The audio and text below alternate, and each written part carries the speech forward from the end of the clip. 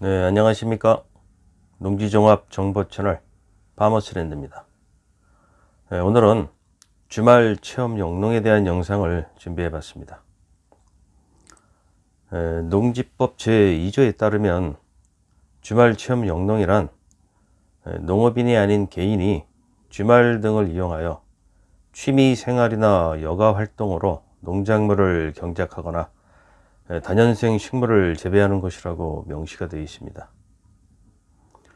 언젠가부터 오도 이천의 생활이 정착이 되면서 이제 도시에 사는 사람들도 주말을 이용하여 도시와 농촌을 오가면서 취미나 여가 활동으로서 영농 생활을 할 수 있게 되었습니다.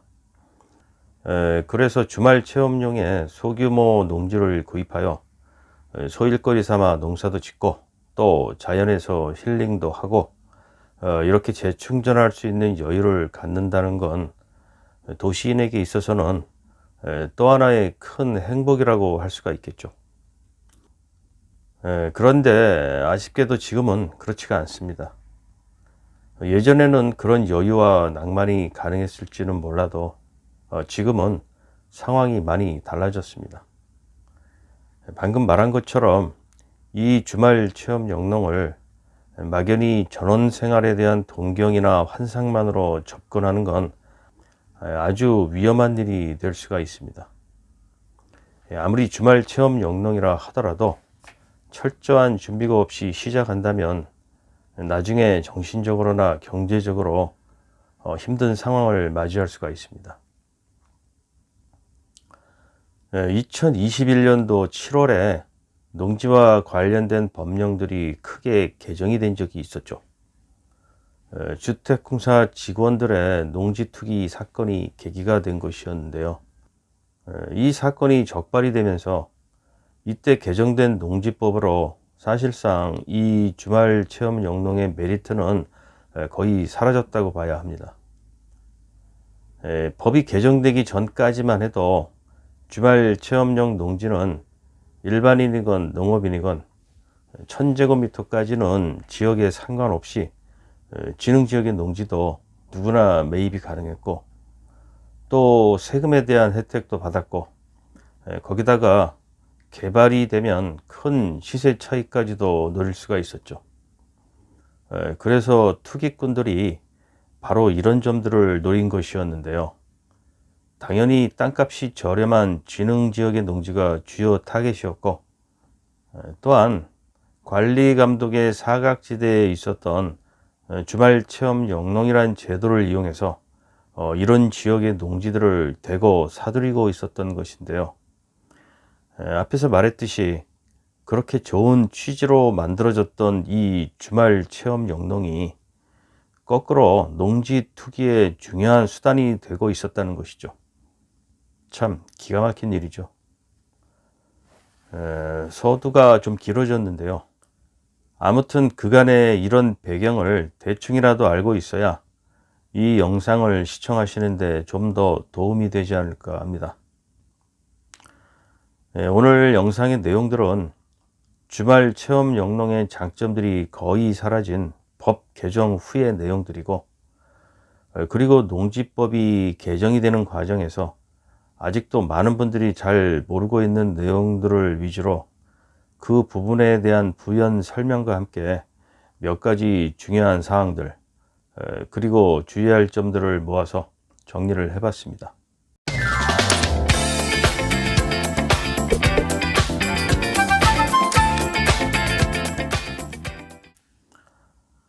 네, 비농업인이 주말 체험용으로 취득할 수 있는 농지는 농업진흥지역 밖의 농지에 한정이 됩니다. 농업진흥지역은 농업진흥구역과 농업보호구역으로 구성이 되어 있고 이 지역의 농지는 농업인 또는 농업인이 될 사람만 취득이 가능합니다. 이 농업진흥지역의 농지 취득과 관련해서는 아직 많은 분들이 잘못 알고 계시는 것 같은데 이 부분에 대해서 먼저 정리 좀 하고 가겠습니다. 농업진흥지역에서의 농지 취득은 다음과 같이 세 가지 경우에 모두 가능합니다. 먼저 기존의 농업인은 면적에 상관없이 이 지역의 농지를 취득할 수가 있습니다. 뭐 당연한 거고요. 다음은 농업인이 되기 위해서 신기로 이 지역의 농지를 취득하려는 자는 1000제곱미터 이상을 취득해야 합니다. 그래야 농업인이 될 수 있으니까요. 마지막으로 기존에 1000제곱미터 미만의 농지를 가지고 있던 비농업인은 진흥지역의 농지를 취득해서 합계 면적이 1000제곱미터를 넘는다면 이 또한 취득이 가능합니다. 그러니까 기존에 600제곱미터 미만의 농지를 가지고 있었다면 진흥지역에서도 400제곱미터 이상을 취득할 수가 있다는 것인데요. 그러면 이때부터는 비농업인에서 농업인으로 되는 것이죠. 이렇게 진흥지역의 농지는 농업인뿐만 아니라 농업인이 되려는 자, 그러니까 비농업인도 취득이 가능합니다. 말하자면 주말 체험 영농을 하다가도 농지를 추가로 취득하여 농업인이 될 수도 있다는 것이죠. 굳이 농업인이 되는 걸 원치 않는다면 진흥지역 밖 농지를 1000제곱미터까지만 그냥 주말 체험용으로 소유하면 되는 것입니다. 다음은 사업용 토지에 대한 내용인데요.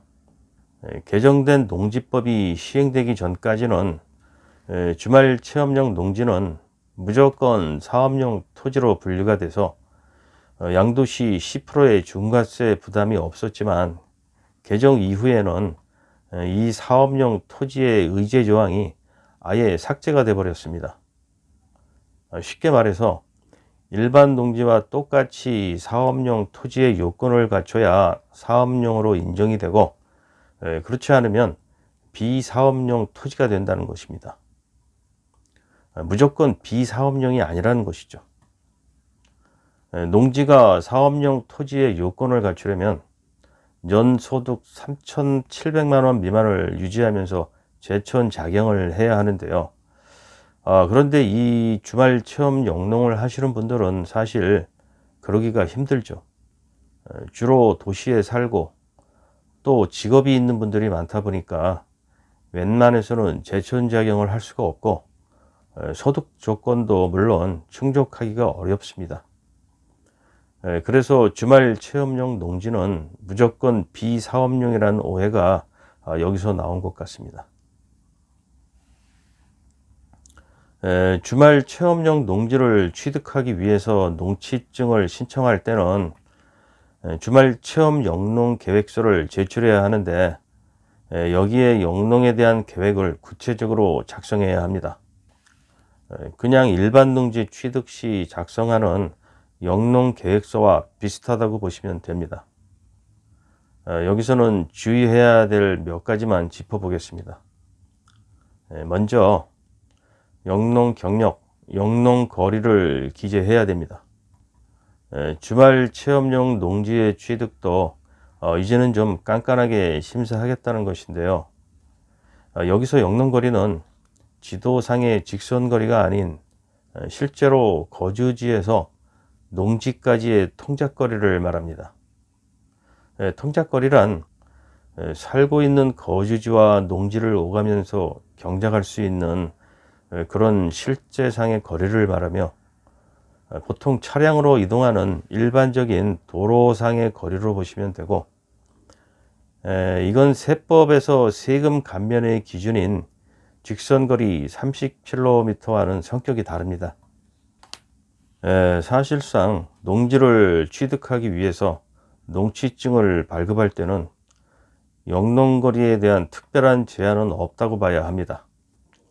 다만 종합적으로 참고를 할 뿐이죠. 그래서 영농거리 뿐만 아니라 영농 경력과 직업까지도 오픈을 해야 하는데요. 이런 항목들은 신청인이 영농이 가능한지를 판단하기 위한 종합적인 자료로 쓰는 것이지 그 자체로 어떤 기준을 정해서 농취증 발급의 가부를 결정하는 그런 것은 아닙니다. 그 다음 면적은 세대원 전체가 소유한 합계 면적입니다. 신청인 개인 소유의 면적뿐만 아니라 주민등록상 같은 세대로 되어 있는 세대원 전원의 소유 농지를 말합니다. 세대가 분리된 배우자라도 같은 세대원으로 간주합니다.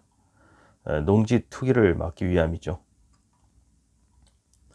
그리고 여러 명이 공유로 취득하는 경우는 소유자별로 각각 자기 농지의 위치와 면적을 정해서 구분 소유를 해야 하고, 그 위치와 면적을 나타내는 도면과 공유자 전원이 기명 날인한 구분 소유 약정서를 함께 제출해야 합니다. 이는 대리 경작이나 자경의 책임 소재를 분명히 하기 위한 장치로서 차후 현장 실사나 항공사진의 촬영으로 경작의 여부를 판단하기 위함인데요. 이처럼 공유로 소유하는 농지라도 자기 구역의 농지는 자기가 책임을 져야 합니다. 궁극적으로는 역시 투기 방지가 목적이라고 할 수 있습니다. 또한 기계 장비와 시설, 그리고 노동력과 자금 조달의 확보 방안까지도 기재해야 합니다. 기계 장비는 임대도 포함하며, 노동력은 자기의 노동력을 말하는데 신청인 본인과 세대원의 노동력을 전부 포함합니다. 그런데 여기 이 전부 위탁 체크라는 왜 만들어 놨는지 그 이유를 모르겠네요. 첨부 서류로는 직업이나 신분을 나타내는 증명서를 제출해야 합니다. 직장인이면 재직증명서, 대학생이면 재학증명서, 사업을 한다면 사업자 등록증을 제출해야 하는데, 이 역시 신청인이 작용이 가능한지 불가능한지를 판단하는 자료로 쓰기 위함이겠죠. 농지법 등에 따른 작용의 기준은 농작물의 경작이나 다년생 식물 재배에 상시 종사하거나, 또는 농작업의 2분의 1 이상을 자기의 노동력으로 수행하는 것이라고 정의하고 있는데요. 그렇다면 이 조문의 내용이 주말 체험 영농에도 그대로 적용이 되는가? 말하자면 비농업인에게도 똑같이 이 작용의 원칙이 적용되는가 하는 문제가 생기는데요. 그건 그렇지가 않습니다. 주말 체험 영농을 하는 자는 제천 작용이 어렵기 때문에 농작업의 상시 종사도 사실상 불가능하고, 현실적으로 농업인과 똑같은 기준이 적용이 될 수는 없습니다. 그러나 기본적으로 작용은 해야 하기 때문에 적어도 농작물은 심어져 있어야 하고, 어쨌든 영농을 하고 있다는 게 확인이 돼야 합니다. 그리고 농지 이용 실태 조사에도 적발이 돼서는 안 됩니다. 이게 지켜지지 않는다면 일반 농지와 똑같이 농지 처분 명령을 받게 되고 이행 강제금도 부과가 됩니다. 다음은 주말 체험용 농지의 전용 여부인데요. 뭐 특별히 안 될 이유는 없습니다. 주말 체험용 농지도 일반 농지처럼 전용이 가능합니다. 그렇지만 역시 전용의 시기를 따져봐야겠죠. 일단 경작을 하다가 나중에 전원주택을 지을 생각이라면 이렇게 취득 목적이 주말 체험 영농이 돼야 하고, 그리고 그 취득 목적에 맞게 최소한 1년 이상은 주말 체험 영농으로 이용을 해야 합니다. 그리고 나서 전용 허가를 받아서 건축을 해야 합니다. 안 그러면 농취증을 허위로 작성한 꼴이 되겠죠. 그렇지 않고 처음부터 건축을 할 목적으로 농지를 취득하려 한다면 이렇게 취득의 목적이 농지 전용으로 돼야 하는데요. 그러나 이 경우는 전용 허가가 이미 나 있는 농지를 매입하거나, 아니면 토지주, 그러니까 매도인이 되겠죠. 이 토지주의 사용 승낙을 받아서 먼저 전용 허가를 득하고 난 후에 농취증을 신청할 수가 있습니다. 안 그러면 농취증 발급이 되질 않겠죠. 이렇게 주말 체험 영농과 관련해서 몇 가지 꼭 짚고 넘어가야 할 내용들에 대해서 알아봤습니다. 영상 서두에서 언급했듯이 주말 체험 영농이라고 해서 절대 가볍게 생각해서는 안 됩니다. 농업인이건 아니건 간에, 농지의 규모가 크건 작건 간에 농지를 소유하고 있다면 일단 농지법에 적용을 받는 것은 똑같습니다. 다만 농업인이 아니기 때문에 농업인의 혜택을 못 받는 만큼 일부 규제를 좀 완화해 주고는 있지만, 그래도 주말 체험 영농을 시작하려고 한다면 영농에 대한 본인의 확고한 결심과 계획을 가지고 신중하게 접근하시기를 권합니다. 그리고 마지막으로 한 가지 조언을 드리자면, 이왕 농지를 매입할 거라면 아무리 규모가 작더라도 전용이 가능한 농지를 매입하시기를 권합니다. 이 주말 체험용 농지는 임대나 위탁이 불가능하기 때문에 만에 하나 도중에 사정이 생겨서 농사를 못 짓게 되더라도 그냥 헐값에 처분하기보다는 전용을 해서 주택이라도 올릴 수 있는 가능성을 만들어 놓고 시작하는 게 현명한 방법이 아닐까 생각합니다. 네, 그럼 오늘 영상은 여기서 마치겠고요. 다음에 좀 더 좋은 정보로 찾아뵙겠습니다. 네, 끝까지 시청해 주셔서 감사드립니다. 지금까지 농지종합정보 채널 파머스랜드였습니다. 안녕히 계십시오.